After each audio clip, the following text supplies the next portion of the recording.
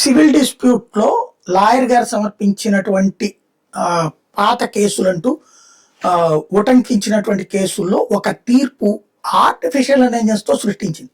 అది చూసుకోకుండా మ్యాజిస్ట్రేట్ గారు ఒక పార్టీకి అనుకూలంగా తీర్పు ఇచ్చారు.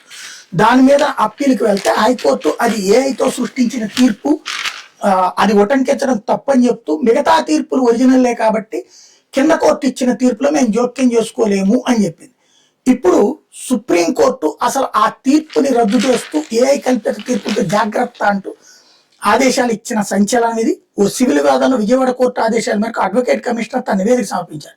ఆ నివేదిక మీద అభ్యంతరం వ్యక్తం చేస్తూ పిటిషనర్లు గుమ్మడి ఉషారాణి, సునీత అనుబంధ పిటిషన్లు దాఖలు చేశారు. దీని మీద విచారణ జరిపిన విజయవాడ కోర్టు న్యాయాధికారి అడ్వకేట్ కమిషనర్ నివేదిక సాక్ష్యం మాత్రమే, దాని మీద అభ్యంతరం ఉంటే ట్రయల్ సందర్భంగా క్రాస్ ఎగ్జామినేషన్లు తేల్చుకోవాలని చెప్పారు. అనుబంధ పిటిషన్ కొట్టేస్తూ గత ఏడాది ఆగస్టు 19 ఉత్తర్వులు ఇచ్చారు. ఈ సందర్భంగా 4 తీర్పులు తన ఉత్తర్వులో న్యాయాధికారి ఉదాహరించారు. దిగువ కోర్టు ఉత్తర్వును సవాల్ చేస్తూ పిటిషన్లు హైకోర్టులో సివిల్ పిటిషన్ దాఖలు చేశారు.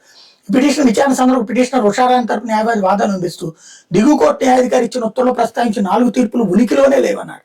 ఆ ఉత్తర్వులు రద్దు చేయాలని అభ్యర్థించారు. వివరాలు పరిగణలోకి తీసుకున్న హైకోర్టు న్యాయాధికారి నుండి నివేదిక కోరారు. న్యాయాధికారి నివేదిక సమర్పిస్తూ మొదటిసారి ఏఐ సాధనాన్ని వినియోగించాలని, అది చూపిన తీర్పులు సరైనవేనని నమ్మి వాటిని తన ఉత్తర్వులో ఉదాహరించాలని, భవిష్యత్తులో జాగ్రత్తగా ఉంటానని చెప్పారు. ఆ నివేదికను పరిశీలించిన హైకోర్టు ప్రస్తుత కేసుకి న్యాయాధికారి సరైన న్యాయ సూత్రాలనే అన్వయింపజేశారని, ఉత్తర్వుల్లో చట్టపరమైన లోపాలు లేవు కాబట్టి దిగువ కోర్టు తీర్పులో జోక్యం చేసుకోవాల్సిన అవసరం లేదని స్పష్టం చేసి సివిల్ రివిజన్ పిటిషన్ కొట్టేశారు.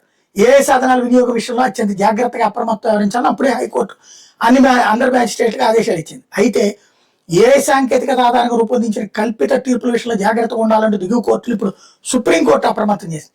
కల్పిత ఏఐ తీర్పుల ఆధారంగా తీసుకున్న నిర్ణయాల వల్ల న్యాయ ప్రక్రియ దుర్వినియోగం అయ్యే ప్రమాదం ఉందని హెచ్చరించింది.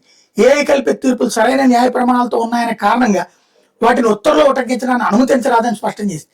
ఏపీ కోర్టులోకి ఈ కేసులో ఇచ్చిన తీర్పును సవాల్ చేసి దాఖలైన పిటిషన్ విచారణ సందర్భంగా స్పందించింది. ఏపీ కోర్టు తీర్పుని పక్కన పెట్టేసింది. వాస్తవాదంలో దిగువ కోర్టు ఇచ్చిన ఉత్తర్వుల మీద ఇంజక్షన్ ఆర్డర్ ఇవ్వాలంటూ AP court special leave petition దాఖలు అవ్వడం, ఆ ఉత్తర్వులు ఇచ్చే సమయంలో దిగువ కోర్టు చేసినటువంటి అంశంలో హైకోర్టు అంశాన్ని కూడా పక్కన పెట్టేసింది.